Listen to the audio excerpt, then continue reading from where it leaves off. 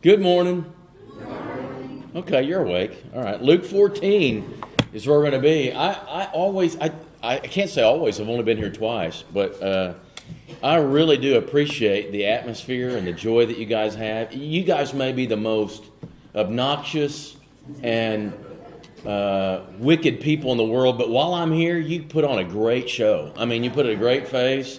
Just seemed like a warm, great group of people, and I appreciate that. Stayed with Bill and Inez last night. His frustration seems to be resolved, and he's at peace once again. But anyway, it was great being with them and their hospitality, and I look forward to some time together in worship today.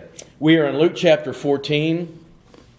I'm not sure what I would describe the purpose of a lesson like this. You got mostly believers already in here, and so it's going to be a little different, but I want to describe the process of making a decision, what goes into that for a person when it comes to the Christian faith. We're beginning in verse 25, where great crowds had accompanied Jesus, it says, and he turned and he said to them, "If anyone comes to me and does not hate his own father and mother and wife and children and brothers and sisters, yes, even his own life, he cannot be my disciple. Whoever does not bear his own cross and come after me cannot be my disciple. For which of you, desiring to build a tower, does not first sit down and count the cost, whether he has enough to complete it?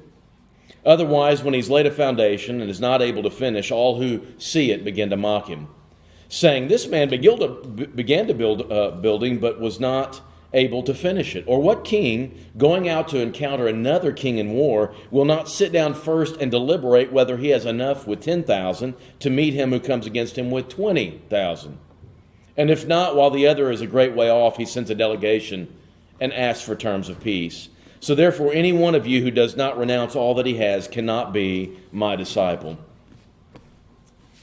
Making a decision. I hate making decisions. I would much rather not do this. But you don't have much of a choice. Just go out to McDonald's. You got to choose which number you want. Then which size you want. Then which drink you want. Then which side you want. Then what do you want to put on it? And the lady there is a cash register, or the guy starts to just ask you question after question. Finally, just give me a burger and fries. That's what I came here for. Decisions just pile up on each other. And some of them aren't all that important. Granted, some of them it makes no difference at all. Some of them are very important. I can tell you this, Melissa will tell you, my wife will tell you, it took me forever to decide to marry. I proposed to her 3 times, she says. Not because I was questioning her, I was questioning marriage altogether. So it wasn't anything against her. Valley View elders will tell you it took months to talk me into finally making the decision to make a move, which shouldn't have taken that long. If I'm buying a lawnmower, I just got a zero-turn mower the other day, finally, for this acreage we've got. I debated for months and months and months, and I stuck with your Batesville people. So you should feel good about that. I think that was a good decision. I knew I'd have to come down here and explain it to you if I didn't. Melissa says she hates the question the kids ask. What's for supper? Here we go again, every night asking this question.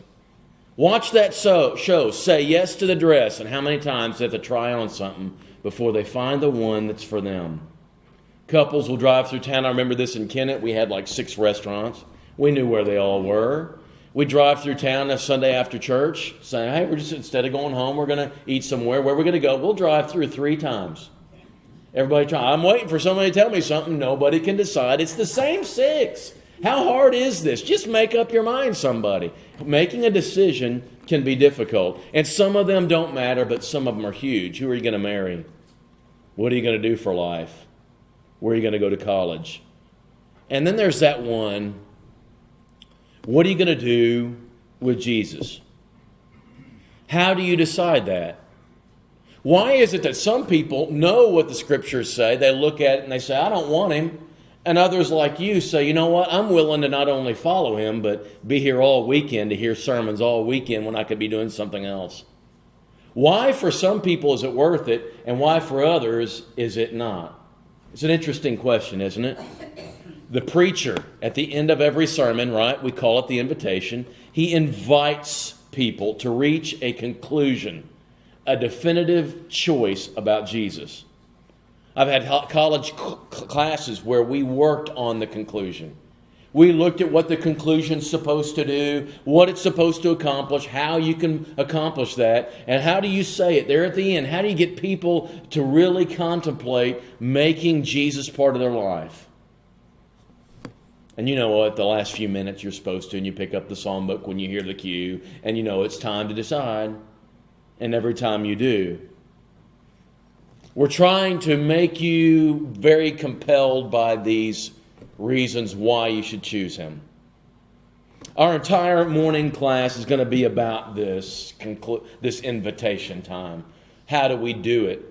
The most famous, I think, and well-known of Jesus' invitations is Matthew chapter 11. Come to me, all you who are weary and burdened, and I will give you rest. Take my yoke upon you and learn from me. For I'm gentle and humble in heart, and you'll find rest for your souls. We know this one. And you see it's so tender and it's so compassionate. And you just see a bunch of people who are looking for Jesus, hearing this compelling call, and they come forward in tears and they find a compassionate Jesus. But that's also the rarest form. Jesus is really rather tough in the invitation. Matthew and Luke and all four of the Gospels that record this one, or three of them at least, you've got the rich ruler who comes. And he senses that something is lacking. And he comes to Jesus and says, you know, what else do I need to do to inherit eternal life? And eventually it comes down to Jesus saying, you know what, you need to sell everything you own, give to the poor, and come follow me. That invitation wasn't too successful. He turned and never came back. Jesus had that experience a whole lot more than he had a good one. We know that. And the church does today as well. But that's not the only one. That was in Luke chapter 18. And there are others here throughout the Gospel of Luke where he says, if anyone would come after me, let him deny himself, take up his what? Cross daily and follow me, right? I'm pretty sure there wasn't just a whole running for the front on that particular day. And then you have another one. You have another one in that same chapter when he says, foxes have holes, birds of the air have nests. The Son of Man has no place to lay his head. Jesus says, yes, come get the kingdom. Embrace Jesus. Embrace me. Come and accept me. Come and be homeless. I think the aisles were empty that day, and I don't think you put the number on that wooden chart in the front of your building. Jesus has a way of inviting people that does not motivate them to come. It's kind of strange. So what determines how Jesus is going to do it? Is he going to say, come to me, all you who are weary and burdened? Or is he going to say, you know what? You better hate your mama and daddy if you're going to come up here. Which one is he going to choose? It largely depends, I guess, maybe on the audience. In Matthew chapter 11, what we know is those people were badgered by religious people. They had no idea. Even if they could approach Jesus, they wouldn't know how. And they were beaten by all these religious people, putting all these traditions on them. And Jesus wants to cut through all that and says, listen, you don't have to do it. You can know how to come to me. There's an easy way. This is not hard. It's not complicated. In fact, it's easy. Throw off all that stuff of tradition and just come and accept Jesus for who he is. But while he says to some, you must see what Jesus has to offer, there's another part of the invitation that points out what Jesus demands. And that's where we are in Luke chapter 14.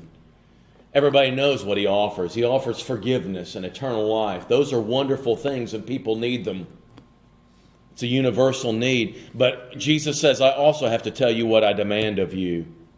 I have to tell you what's clear. Why? Because what he knows since chapter 9, verse 51 of Luke, is the entire gospel turns now. No longer is he establishing a ministry. Now he's turned his face toward Jerusalem, and he knows that what's ahead is the cross and all that horrendous experience of all his followers scattering because they can't put up with the pressure of opposition in Jerusalem. And so now he's preparing them, saying, I'm not talking about getting droves of people to me and an easy walk. I'm not talking about growing up in the church and the next thing to do is to be baptized. I'm talking about I need to prepare you for the fact that when you follow me, you will face opposition, you will face conflict, you will face people who hate your guts, and you're facing a cross. So I can't prepare you for an easy life. It's not like the Academy Awards when somebody gets up and says, oh, I thank God for this award. Never mind that the role that won them that award had 3 illicit sex scenes and 8 times took the Lord's name in vain. What I need you to know is what it demands is a total life change. What it demands is no longer can you back down whenever you don't want to be loud or support God and what He has you to believe and to say and to do. I've got to tell you what it demands. It demands that we go to Jerusalem here in a moment, and I'm gonna get up on a cross and I'm gonna die for you, and it's possible that you will have to die too. So, before you get on board and before you get all excited about the salvation and the forgiveness of sins and a home in heaven, I want you to know something. It's going to cost you something here on earth. So don't come up here thinking it's easy. Don't come up here to get all that you can get out of this and think it's nothing going to cost you, because it is. It's going to cost you everything. What should be involved in imitation is, yes, what Jesus offers. But don't forget what Jesus demands. It's not that cheap of stuff. Notice what he says in verse 25. Great crowds are following. He had a huge crowd of people. And it seems to me, doesn't it, that he should be accommodating so that he keeps the great crowds, so that he adds to the great crowds, but he doesn't. He sees all these people, many following them for what they can get and all the benefits, and they should, but they're unaware of the great cost. And so he says, I want to do this right. Before I extend my invitation to you guys, let me tell you something. You need to know what this is going to cost you. We got to say this when we talk about to someone. Don't just tell them all the good things. Oh, you don't have to change much. You get all this wonderful home in heaven and this forgiveness. You don't have to change. Hold it just a minute. Do not lie. Do not try to get them in the water so that you forget the cost. That's unfair. It's unlike Christ, and he would have nothing to do with that in Luke 14. Notice what he does here in his invitation, how he crafts it. First of all, there's no small print here. You know what small print is for, right? It's so that you sign on the dotted line before you realize what you're signing up for. It's in a very small print on the back of the page. It's an attempt to fleece. You don't realize what all it costs you till the commitment is made. Demands are put in minimal view before the decision, or as the decision is being made, right? We hate this. And all the efforts are made today to eliminate this. So you watch that drug commercial, and it shows a wonderful couple enjoying life, and that infection that used to be under their toe is no longer there. But there at the end of the commercial, real fast, almost like you can't hear it, is, by the way, when you take this, the side effects are it shrinks your liver, removes your right eye, and replaces your belly button with a permanent protrusion. It doesn't tell you that at the beginning. It tells you that at the end. Oh, well, after I hear all that could happen, I would rather put up with the infection under my toe. Anybody else like that? Or maybe you have that guy who calls you, that lady who calls you and says, you know, I work for this vacuum company, Rainbow, most often, and what I want to do is I want to come in and freely clean one room of your house. It won't take long. She didn't leave our house till 11:30 at night on a school night. Liar. But she got in the door, right? That's the kind of thing we're used to. Congratulations, you teachers, right? You've been chosen to be the senior class sponsor. Well, that's an honor. They voted on you. But do you know what all that's going to demand of you without pay? You have any idea? Small print. Stuff you don't want known until after they make the commitment. Here's my favorite of all.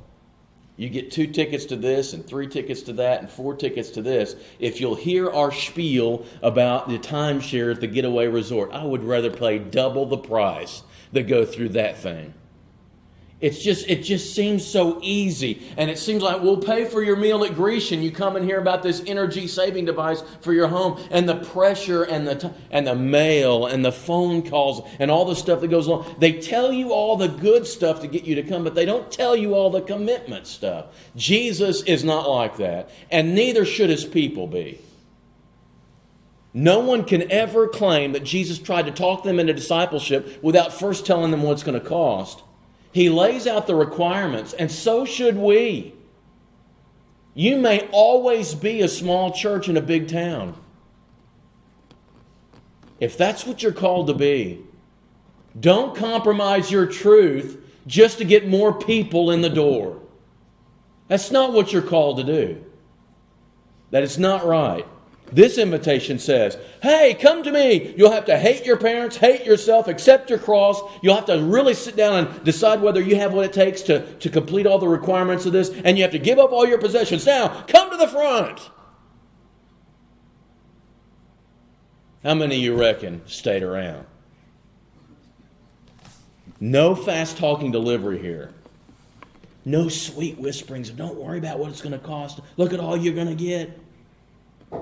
We talk about the Christian faith and we urge people to decide for Jesus. What we must never do is relegate the demands of the faith to the back page or the small print so that people later on feel like we tricked them. Too many churches do this. Jesus wouldn't, we shouldn't either. If it's going to take hiding some of the truth to get somebody to respond, settle for no responses. Settle for none. You ever look around and wonder if we've accommodated too much already? It's as if we're trying to cater to consumers. I feel like churches that advertise on TV look like Walmart to me. Come to us. We'll give you what you want. We have the great youth program. We have the great music. We have the great band. Anything to entertain you, we'll get you. Where's the cost? Is there any demand of me? I feel like we should get up on a commercial and say like JFK, that's not what the church can do for you. Why don't you figure out what you can do for the church? That just doesn't sell well, right? That's why they didn't put my commercial on in Jonesboro, because, who would do that? I just wonder sometimes, a lot of people are talked into this, sounds really good, and later on they say, you never told me I had to actually sacrifice anything. Yeah. We should remove all barriers that aren't necessary, but we should never remove any that are. Because those barriers are the things that allow the gospel to save. If we remove them, we call them to a gospel that does not save. And that does them no good. So don't hide this truth. There are some tough hurdles in the Christian race. And we can't do anything more than point them out and jump them. That's what God asked us to do. I want you to notice how Jesus does it in this way. There's full disclosure in this passage. It's ironic, isn't it? It's very strange that Jesus is almost trying to tell them not to come. You ever have a conversation with somebody you desperately want to become a believer, and after you've talked with them and kind of measured their interest and measured what they're willing to do, you actually reach a point where you say, you know what? You really shouldn't respond. You really shouldn't come because you are not willing to do what you need to do. You ever done that with somebody? This almost sounds like the football coach at the first practice. I want you to eat and breathe, and I want you to live football. You're going to be here 6 times a day in the 100-degree heat, and you're going to love it. You're going to eat it. You're going to dream it. You're going to sleep football. And if you come back, you better be willing to do it. Now, is he trying to drive people away? Sometimes I think he hopes that half the people who came to that first practice don't show up for the second one. But I think he's also challenging them to rise up to the occasion. This is worth the demands that you're going to have to give up. And if you're going to be ready to face our opponent on Friday nights in the fall, you better pay up summer days in the summertime. And what Jesus knows is, if I'm calling you to come and die and face the cross like me at the end of this journey, then I'm going to have to toughen you up, because this is not some little thing where you just come and get, and don't have to give at all. You got to give your all to this. And if you walk away, I'm not going to come running after you. You're just not willing to pay up. Jesus does this. He just says what these disclosures are. And I want you to notice this word first in verse 28 and in verse 31, which I think is an interesting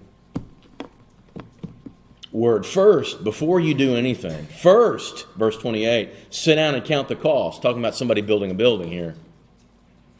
Verse 31, before you do anything, first, sit down and deliberate whether you can take this war on or not. First. I've decided in my mind, as a church camp director every summer, how to handle kids when they come up at 9 or 10 years old and they want to be baptized, and they can give the answers. And in fact, I can train them in the answers. Anybody can. I want you to know the thought process that leads to conversion is not just about knowledge.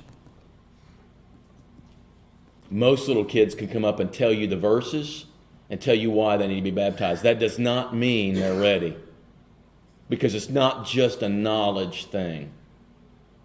Somebody has to sit down with them and deliberate. You hear what he says here? Before you really become a believer, you first sit down and think about it. Before you take a stand for me, I want you to sit down and contemplate the cost and the time involved. There's this lady on where we come from that on the radio, you'll listen to it. It's a financial lady trying to figure out all these insurance options and Part D stuff for Medicare. And she says, call me. We'll grab a cup of coffee and sit down and puzzle through it together. It's my favorite commercial, and I have no idea why. It's on the radio. And I just see it. Two people grabbing a cup of coffee and sitting down and looking at all the options. The call to come after Christ should not be an immediate and impulsive decision. You sit down with somebody and you consider all the costs, because it will cost you something. So you have these two people. One of them are about to build this building, right? They're deciding, do I have the money to build it? How many of you know that you could take on extra jobs and pay for a $1 million house? You could do it. I think I could do it. I don't want to. I don't want to mess with all that stuff, but you could do it. You write down a pen, but I think I could if I worked every hour of the day, didn't sleep. I could do it. Why in the world would you want to? You got to sit down and think about that. And so this person sits down and he's going to build this building. Do I have enough money to do this? First, you sit down and deliberate. First, you sit down and count the cost. Are you willing to pay the price of this building? Are you willing to engage fully in this battle until the war is over? Are you willing to? And a lot of people sit down and say, well, what exactly is the cost? I want to stress a couple of them. One is this building idea. You ever watch Love It or List It on HGTV? Anybody who's a believer watches this show. All right? My daughter's into this. My wife's into it. Now I'm into it. You got these two people. One of them is trying to fix the house they're in to make them love it again. And the other one's saying, I'll chunk that. I'll find you another house that has everything you want in it over here. So, can she get them to love the house, or can he convince them to list the house and move? And it's all the same. I just look at them all and say, I know how this is going to work. She's going to start, what's my budget? What do you want? She starts working on it. Oh, no, there's a foundation problem. There's a plumbing problem. Oh, I don't know if we're going to do it. And, of course, they always pull it off. And they always end up loving it. Nearly always. But it's interesting to me as they start this, as you start this building project, you always hit something that makes the budget have to go up. You always hit something that's going to cost you more than you think. That's just part of the whole deal. Because when you even do an add-on to your house, you don't realize you're going to have to make 15,000 trips to Lowe's and those receipts add up. And you didn't know that. That's just how it works, because it's never done and it's never exactly as they predict it for you. Here's what I want you to know. Before you ever become a believer, and before you ever talk to someone else about becoming a believer, sit down and tell them it's going to cost you. Because you're going to start building a life, and he's going to be meddlesome. He's going to say, no, you can't do that. You can't cut that corner. I don't want you lying. I don't want you cheating. You can't do that. And you must do this. This is part of the Christian life. It's part of the meddlesome stuff of a Jesus who moves into your house, and he's no longer an invited guest. He takes over ownership and starts telling you how to run your house. That's what lordship means. It's going to cost you more than you think. Now, a 9-year-old, can he do that? I'm skeptical. The other image, this image of war that's so interesting, this battle. Are you going to be willing to engage this battle? And I'm thinking, what does that mean? What are we asking young people to do? What are we asking anybody who becomes a believer to do? Here's what you're asking them to do. There's a battle that's waging called the Christian life, where you're fighting against evil in your life. And it means fighting Satan, yes. It means fighting evil, yes. But you know who it fights the most? You. You fight your old person and all those old habits that you had. And all that stuff that the world says, oh, it's okay, you can do this. You can even major in this. You can live your life like this. And when you join the Christian life, suddenly those things that the world embraces as A-okay, express your anger, express your sexual attraction, express your drinking, express all this other stuff. You can do whatever you want. Suddenly when you become a believer, it becomes a war where you get rid of those things. And I wish I could tell you the rest of your life you'll live at peace and joy with it, and you will. But it's also a battle. It's a battle because you'll no longer have a peace treaty with your anger. You can't tell people off.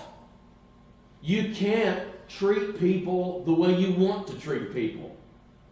You can't do that anymore because you are a believer representing God. And when you're driving along and that person drums out in front of you, drives real slow, and you get frustrated, you want to teach them a thing or two, either showing them a sign language speecher or preaching at them or running up to them, and you get angry and you get all bent out of shape, and you can't say, well, that's just me. No, you've got to get with yourself sometime that evening and say, Spencer, that was totally out of bounds. You can't do that anymore. You've got to fight this. This is not acceptable. You can't be impatient. You can't gossip. You can't say things like that about people and continue to do that, because that's not the Christian life. And you get forgiveness, yes, but then you start living the next day again. And when that anger crops up again, you don't have the luxury of just saying, well, God, that's the way I am. That's not the way you are. That's not the way you're to be. You are to engage in fighting the rest of your life. And when you get angry again, you get frustrated with yourself and you pull yourself aside and you and God have a talk, because this battle is waging and you just lost.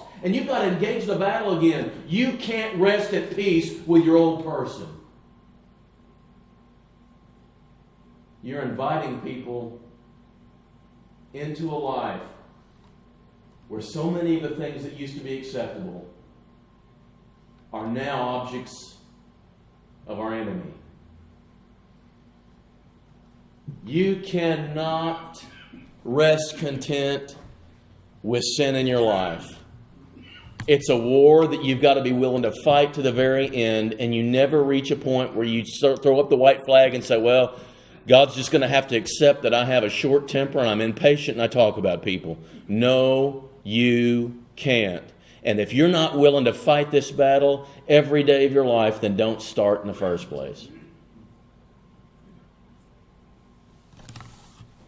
Full disclosure.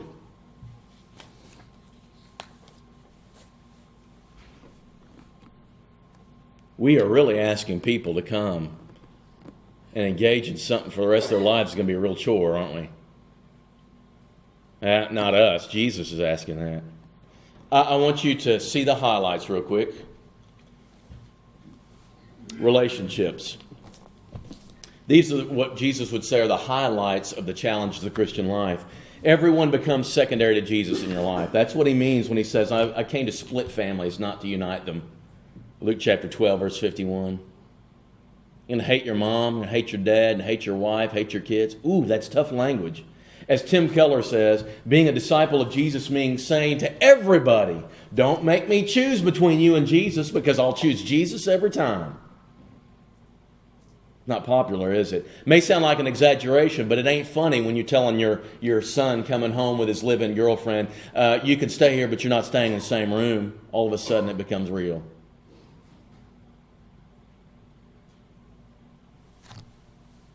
And that splits families. Takes kids off to their parents. You're signing on for this. This is why you need to first deliberate and say, am I willing to do this? Because it gets pesky. Endurance. You'll have a cross to bear in your context, and you have to embrace it even before you know it. I have no idea what the cross will be for you, but you'll know there'll be one, and you'll know you'll have to bear it. For some people, you know what it is? Their cross is to be as faithful as they can be to a spouse with bipolar disorder. For some, it's to take care of their husband or wife as they get Alzheimer's for 5 years before they die. For some, it's you have a special needs kid that will always live with you. And you know what you've already decided when you sign this dotted line? I'm going to fulfill my commitment. I'm going to be a believer, and I'm going to handle this with faith. That's what you already decide. There's going to be a cost to it. It's going to be a huge investment. If you're a Cardinal fan, there's a certain amount of money you spend to express your Cardinal fandom. Those shirts, they cost something. Those caps, they cost something. And if you go to Busch Stadium, it certainly costs you something. The parking, the 4 tickets, the $1,800 hot dog, all that stuff costs you something. And you add all that up and you think, okay, at a certain point, and I've reached it by the way, at a certain point you say, it's cheaper to stay home and watch on TV. But here's the deal, the Christian faith is going to cost you something. How much is it? How much is your bottom line? You're not willing to go over. Because it takes some money to invest in knowing about God.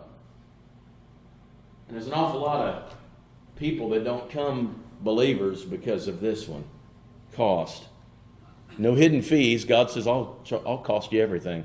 There's a lot of effort. You have opposition, you have to fight. And there's no surrender, and you don't make truces, and you don't have these ceasefires. It's a war. It takes everything you got to control your mind and your thoughts and your passions. And you run, like Paul says. You run not aimlessly, but you run with the intent of finishing this race. It takes everything you got. And then there's possessions. You must renounce all your stuff, or be willing to. Give up everything that gets in the way. There's nothing that has the word mine written on it anymore. If you want more information on that, go see the rich young ruler, right? I do believe in invitations. I do. And I think we got to be honest with them. I want you to see those 5 things right there. If you talk to someone about the Christian faith and they decide to walk away, it's going to be because of one of these 5 things. Guaranteed. They're going to say, nope. I'm not willing to give my possessions up, rich young ruler. I'm not willing to, for the rest of my life, tithe to the church. That's what they'll tell me because they think they got to tithe or whatever. But you know what? If that's going to keep them away, they need to stay away. It is going to cost you something. I don't want to put I don't think I can change. I don't think I can fight. I don't think I can be good enough. I'm not willing to put the endurance in. I'm not willing to put the effort in.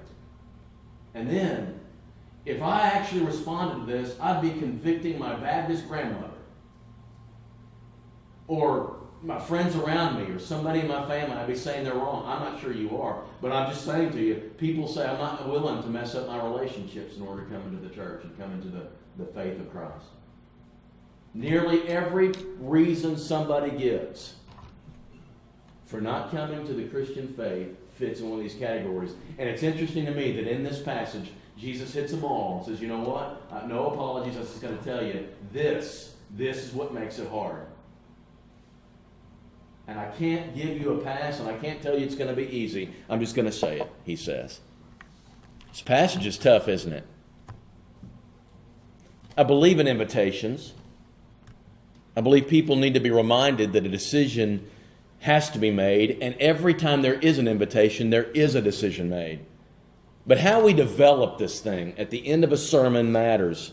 We got to be honest. We got to be in that invitation willing to tell people what is involved in a decision for Christ. I do believe this, and I think you're here for this reason. This is the best life to live. Christian faith is the best life to live. And the blessings of laying your head down at night with no sins against you because you've been forgiven is an amazingly wonderful, peaceful thing. But it's not for the dull of mind or the weak of heart either.